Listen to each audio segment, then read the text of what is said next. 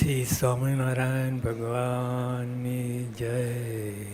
વચનામૃત મધ્યનું 14મું નિર્વિકલ્પ સમાધિનું. સમાધિમાં બધા ઘણા છે, કરવાની જરૂર નહીં. સ્વામિનારાયણ હરે સંવત 1878 ભાદરવા સુધી પ્રતિપદાને દિવસ સ્વામી શ્રી સહજાનંદજી મહારાજ શ્રી ગઢડાબદ્દે દાદા કાચના દરબારમાં શ્રી વાસુદેવ નારાયણના મંદિર પાસે ઉત્તરાદે બારડે ઓરડાની ઓસરી પર વિરાજમાન હતા. ને શ્વેત ખેસ પહેર્યો હતો ને શ્વેત ચાદર ઓઢી હતી ને મસ્તક ઉપર શ્વેત ફેંટો બાંધ્યો હતો ને તે ફેંટા ઉપર રાતા કર્ણિકારના પુષ્પનું છોગું વિરાજમાન હતું અને સુંદર કુમકુમનું ચાંદલો ભાલની વિશે વિરાજમાન હતો. ને પોતાના મુખારવિંદની આગળ મુનિ મંડળ તથા દેશ દેશના હરિભક્તની સભા ભરાઈને બેઠી હતી. હવે રોજ તો ભાલે તિલક ચાંદલો કરતા હશે, પણ આ વિશેષ કેમ લખ્યું? ફેંટા અને સુંદર કુમકુમનો ચાંદલો ભાલ વિશે વિરાજમાન હતો. અતિ શોભા લખનાર હોય એને ગમી ગયું હશે એટલે લખ્યું. પછી મુક્તાન સ્વામી પૂછ્યું, જે ભગવાનના સ્વરૂપને વિશે જે સંતદાત્મકપણાને પામે છે તે સમાધિ કહીને પામે છે કે એનો કોઈ બીજો પણ ઉપાય છે?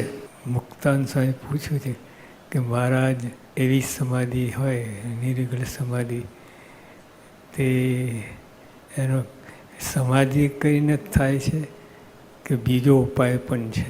પછી શ્રીજી મહારાજ બોલ્યા, જેણે ભગવાનનું સ્વરૂપ જેવું કાલે મેં કહ્યું તે યથાર્થ જાણ્યું હોય ને તેમાં કોઈ જાતનું સ્થાન રહ્યું ના હોય, જેમાં લીમડાનું વૃક્ષ છે તે એકવાર જાણી લીધું છે, પછી કોઈ રીતે મનમાં સંકલ્પ થતો નથી જે લીમડો હશે કે નહીં હોય.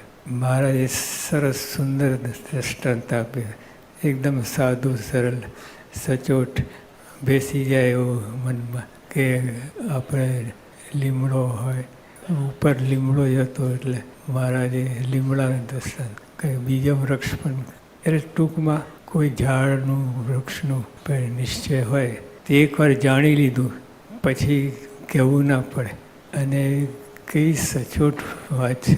એકવાર લીમડાનું વૃક્ષ જાણી લીધું પછી ક્યારેય જરૂર પડતી નથી કે આ લીમડો હશે કે નહીં હોય, એવો સચોટ નિશ્ચય થાય છે. તો મહારાજ કહે, એવી રીતે જ જે ભગવાનના સ્વરૂપને વિશે એવી દ્રઢ પ્રતીતિ થાય, જેણે ભગવાનનું સ્વરૂપ જેવું કાલે મેં કહ્યું તેવું યથાર્થ જાણ્યું હોય, તેમાં કોઈ જાતનું ઉત્થાન રહ્યું ના હોય, એમાં ઉત્થાન રહે જ નહીં, પણ ભગવાનના સ્વરૂપને વિશે રહે છે. ભગવાન જો જીવબાન લાડુબાને પણ રહી ગયું. એકવાર માર સૂતા હતા અને ગોદડી બની અને દુર્ગંધ આવી, તો મહારાજે બ્રહ્મચારીને કહ્યું કે બ્રહ્મચારી જો શું આ ભરે છે? તો એ લોકો કહ્યું કે મહારાજ, આ ગોદડી સરગી છે, ખૂણો સરગો છે, એની વાસ આવે છે. તો જીવબાન લાડુબા બોલ્યા કે મહારાજને ક્યાં પડી છે ને કોનું બરે છે ને કોનું જે બોલી ગયા એવું છે. એટલે ઝીણું મનુષ્ય ભાવ રહે છે જ, બધા ગમે એવો હોય ને તો એ એટલે મહારાજે કહ્યું કે એકવાર જાણી લીધું એ ભગવાનનું સ્વરૂપ છે પછી ક્યારેય ફેરફાર ના થાય. લીમડો સુકાઈ જાય, ડાળખા હોય તો એ લીમડો ધરે. એમ ભગવાન બધી એવી રીતે ગમે એવો નિરુત્થાન પડે એમાં હાલે નહીં, ડગમગ ના થાય. સ્વરૂપને વિશે દ્રઢતા રહે, એવી દ્રઢતા રહે ને કે એને કંઈ પૂછવું જ ના પડે. અને મહારાજે કહ્યું, કાલે મેં સ્વરૂપ કહ્યું એવું તમારે હોય તો કાલે મધ્યનું 13મું હતું તેનું એમ બધે મહારાજ વાત કરે છે. મુખ્ય તો કે આ જે સ્વરૂપ તમે જુઓ છો એ જ હું છું. અને મહારાજે કહ્યું, કદાચ એવું ના મનાય તો મહારાજ એ સ્વરૂપને જુએ છે એ રીતે માનજો. પણ આ મહારાજ આડકતરી રીતે પણ મહારાજ આ જ વાત કરે છે કે તમે સ્વરૂપમાં એવી દ્રઢ પ્રતીતિ આવે છે તે જ સમાધિ છે, બીજી સમાધિ વાત નથી. આ સ્વરૂપને વિશે એવી દ્રઢતા રહે, કોઈ દિવસ તમારે બદલાય નહીં. તે એ મહારાજે કહ્યું કે એ આપણે ઘણી વાર આપણું ધાર્યું થતું હોય ને ત્યારે આપણને ગમે, આપણું ધાર્યું ના થાય ને કદાચ જરાક ફેરફાર થાય તો અભાવ અવગુણ આવી જાય. સડીક રહે, જાજુ ના રહે, જેવું જ્ઞાન એ પ્રમાણે નીકળી જાય અને રહે નહીં. તો મહારાજે કહ્યું, પછી શ્રીજી મહારાજ બોલ્યા છે, જેણે ભગવાનનું સ્વરૂપ જેવું કાલે મેં કહ્યું તેવું યથાર્થ જાણ્યું હોય ને તેમાં કોઈ જાતનું ઉત્થાન રહ્યું ના હોય. જેમાં લીમડાનું વૃક્ષ છે તે એકવાર જાણી લીધું છે, પછી કોઈ રીતે મનમાં સંકલ્પ થતો નથી જ્યાં લીમડો હશે કે નહીં હોય. મનુષ્ય રૂપે દેહમાં વર્તે એટલે બધું ઘણી સંભાવના આપણને મનુષ્ય ભાવ આવે જ. ઝીણું ઝીણું રહેતું હોય, ઉપર તો સળંગ બધું રહે, માર દિવ્ય છે, આ છે, પણ ઝીણું ઝીણું કે હવે મનુષ્ય દેહ ધારણ કર્યું છે તો મનુષ્ય રીતે ના કરે તો શું કરે? એક બાજુ આપણે કહીએ છીએ અને ભગવાને કેટલી કૃપા કરી તો મનુષ્ય દેહ ધારણ કર્યું, નહીં તો એમને શું જરૂર હતી? અક્ષરધામમાં પોતે નિરાતે બેઠા, પણ આપણા કલ્યાણ માટે, કેવળ આપણા કલ્યાણ માટે, લાખોનું મોક્ષ કરવા માટે ભગવાન પ્રગટ થયા અને મનુષ્ય રીતે કર્યા. તો આપણે પણ એ મનુષ્ય રીતે કર્યામાં દીવ ભાવ રાખવાનો અને પછી એ તો રહે, પણ એમાંય મનુષ્ય ભાવ મનુષ્ય ચરિત્ર કરે એમાં દીવ ભાવ રહેતો નથી, ઉડી જાય. અને શાસ્ત્રીમાં, યોગીઓ, પ્રમુખમાં બધામાં એવું થયું છે. આપણે કંઈક મનુષ્ય ભાવ આવ્યા જ કરે. એક યોગીઓ પણ જબરદસ્ત હતું. યોગીઓ 40 વર્ષ શાસ્ત્રીમાં સેવા કરી છે, પણ કોઈ દિવસ હોશિયારા કર્યા નથી, મનનું ધાર્યું કર્યું જ નથી. કેવી વાત છે! અને આપણે તો બધું કેટલું બધું મનનું ધાર્યું થઈ જાય, ખબર ના પડે, અજાણે પણ થઈ જાય. તો એ ના થાય તો મારે કંઈ નિર્થન પડે, નિશ્ચય છે. એ જ સમાધિ છે, એ નિર્નિર્ગુણ સમાધિ છે. એ નિશ્ચયમાં, ભગવાનના સ્વરૂપમાં નિશ્ચયમાં એ જેટલી ગડબડ હોય એટલું તમારે માર્ક્સ કપાય. બાકી તો બીજી કોઈ વાત સમાધિ ઓલા ભૂટ પડે ને એવી સમાધિની વાત નથી. જંગલમાં જઈને તપ કર્યું ને એ બધું એ કોઈ વાત નથી. મહારાજ ભગવાન સામે બેઠા છે, શ્રીજી મહારાજ બેઠા છે, ગુણાત્યાન સ્વામી બેઠા છે, ભગતજી મહારાજ, શાસ્ત્રીમાં, યોગીઓ, પ્રમુખ સ્વામી મહારાજ બધા બેઠા. એમાં આ ભાવ ના થાય પણ થાય છે. કેમ કે આપણામાં મનુષ્ય ભાવ છે એટલે એને કારણે સામે આ વ્યક્તિઓમાં આપણને મનુષ્ય ભાવ દેખાય છે. એમાં છે જ નહીં પણ દેખાય છે. ભાવ શું છે? કેમ કે એનું કારણ આપણે જ છે. આપણામાં સ્વભાવ અને દોષો છે એને કારણે એમાં દેખાય છે. પછી ચાલ્યા કરે ગડબડ સડબડ, પણ એ નિરુત્થાન પર નિશ્ચય હોય. આ લીમડો કે લીમડો એમાં ફેરફાર ના એમાં થાય છે, પણ આ મનુષ્ય રીતે ભગવાન કરે એમાંથી બહુ ગડબડ થાય છે. આપણા સ્વભાવ વિરુદ્ધ કાંઈ પણ કરે ને તરત જ ધડાકો થાય. ના, આમ નહીં, આમ નહીં, આમ નહીં. એકવાર શાસ્ત્રીજી મહારાજ એને એક ફેરફાર કરવો હતો એ કલામમાં, તો બધાએ કહ્યું સ્વામી ના થાય, આ ના થાય, એમાં સિક્કો વાગી ગયો, સરકાર એટલે બધું ના થાય. સ્વામી કે પછી બધા હરિભક્તો વેરાઈ ગયા.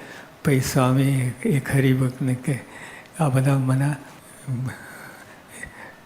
નિર્ગુણ બ્રહ્મને આ બધું ઉપર દે છે, પણ એના કરતાં વધારે બુદ્ધિ છે એવું જ નથી માનતા. બધા કરતાં વધારે બુદ્ધિ છે એવું નહીં તો આવો પ્રશ્ન થાય નહીં. એટલે થાય છે યોગી એક ધારા. અને એવું જે એ તદાત્મકપણું તે ભગવાનના એકાંતિક ભક્તના પ્રસંગે કંઈ થાય છે, પણ કેવળ સમાધિએ કંઈ નથી થતું. સમાધિ કેટલાને સમાધિ થવાની, એ સમાધિથી થતું હોય તો આપણે બધા રહી જઈએ. આપણે સમાધિ થઈને મહારાજે મુક્તાન થઈ કે મુક્તાન થઈને ક્યારેય સમાધિ થવાની નથી. એટલે મુક્તાન થતા હાવ રહી ગયા. એટલે એવું નથી, નિશ્ચય કહીને છે. અને એવું જે તદાત્મકપણું તે એકાંતિક ભગવાનના એકાંતિક ભક્તના પ્રસંગે કંઈ થાય છે. અને આવી સ્થિતિ પામવી હોય તો ભગવાનના એકાંતિક ભક્ત હોય, બીજા તો મનુષ્યભાવ લાવી દે અંદર. સ્વામી તો કહે પણ આપણે નથી કરવાના. એવું છાનો મનુષ્યભાવ છે, દેખાતો નથી. નહીં તો સમાધિમાંથી બહાર જ ના આવે. એ જ્ઞાન સમાધિ છે. એમાં કાંઈ જાણી લીધું કે આ ભગવાન લીમડો છે, લીમડોમાં ફેરફાર ના થાય. એકવાર જાણી લીધું કે લીમડો છે અને ભગવાનના સ્વરૂપમાં વારે વારે થયા કરે, ડખા ના થાય. તો એના માટે મહારાજે કહ્યું તમે જે માનો છો એ સમાધિ એવી તે નથી. એવું જે તથા પણ તેને નિર્ગુણ સમાધિ કહીએ છીએ. અને એવી જાતની જેને નિર્ગુણ સમાધિ થઈ હોય તે સદનું સ્વરૂપ પણ નિર્ગુણ બ્રહ્મ જ છે. એ થાય જ નિશ્ચય કરીને જ બધું કામ થાય. ભગવાનનો નિશ્ચય પ્રત્યક્ષ, પરોક્ષમાં તો એટલે થઈ ગયા હોય એની વાત નથી, સામે બેઠા હોય એ વાત છે.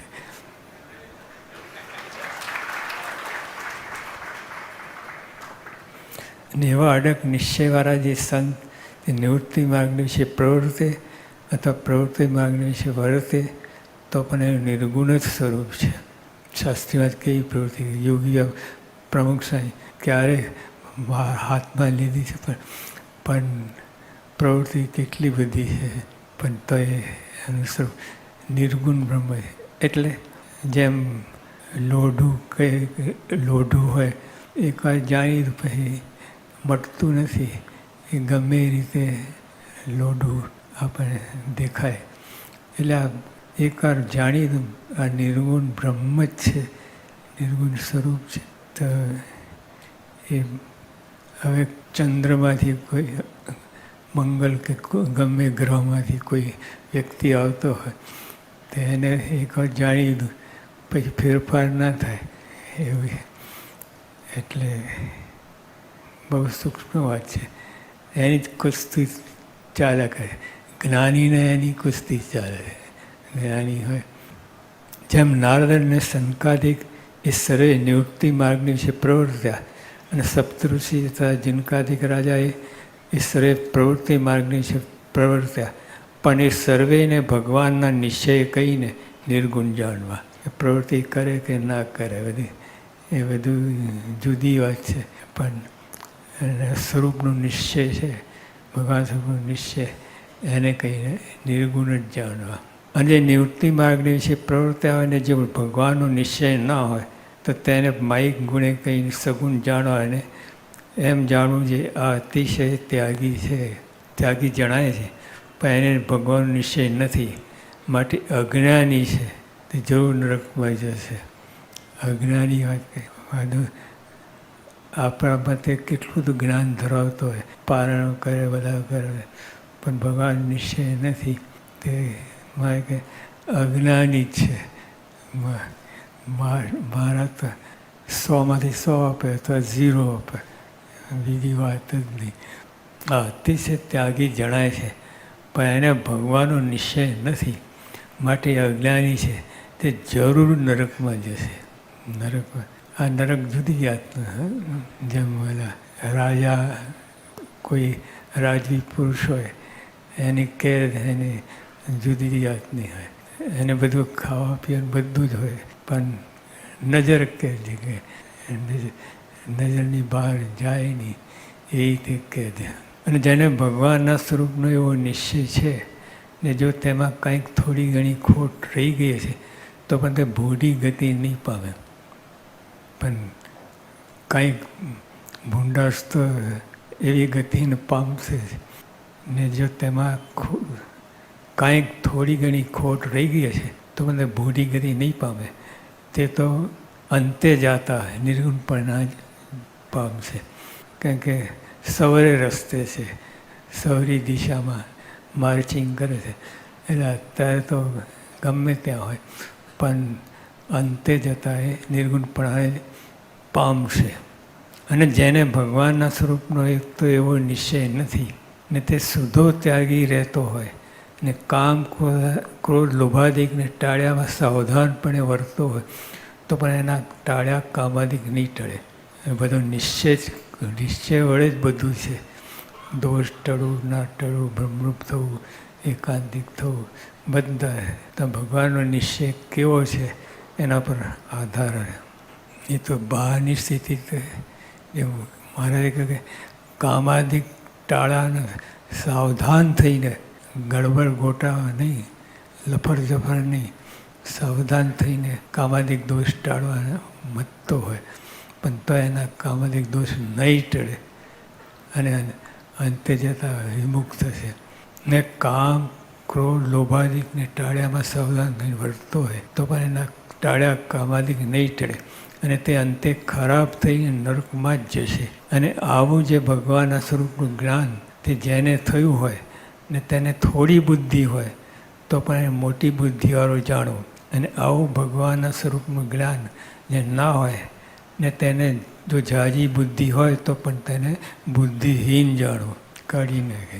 એટલે ભગવાન સ્વરૂપના નિશ્ચય થોડી ઘણી પણ ભગવાન નિશ્ચય એક વાર જાણી દો. આ લીમડો હોય એટલે હશે કે નહીં એ દ્વિધામાં ના રહે. અને આપણે તો આવી બુદ્ધિ તો થોડીક છે જ. શાસ્ત્રીમાં જ મળ્યા, યોગીઓ મળ્યા, પ્રમુખ સ્વામી મળ્યા, આપણે એને સ્વરૂપે અને સ્વરૂપનો નિશ્ચય થોડું ઘણું બધું છે. એ સવરે રસ્તે છે, અંતે જતાં બ્રહ્મરૂપ થશે. અને બીજા બધા ગમે એવો ત્યાગી હોય, ગમે એવા સાધનો કરતો હોય પણ એને બુદ્ધિહીન જાણો. બુદ્ધિહીન કાંઈ કહેવાય નહીં એવા જાણવાની મહારાજે વાત કરી. અને આવું ભગવાનના સ્વરૂપનું જ્ઞાન જેને ના હોય ને તેને જો ઝાઝી બુદ્ધિ હોય તો પણ તેને બુદ્ધિહીન જાણો.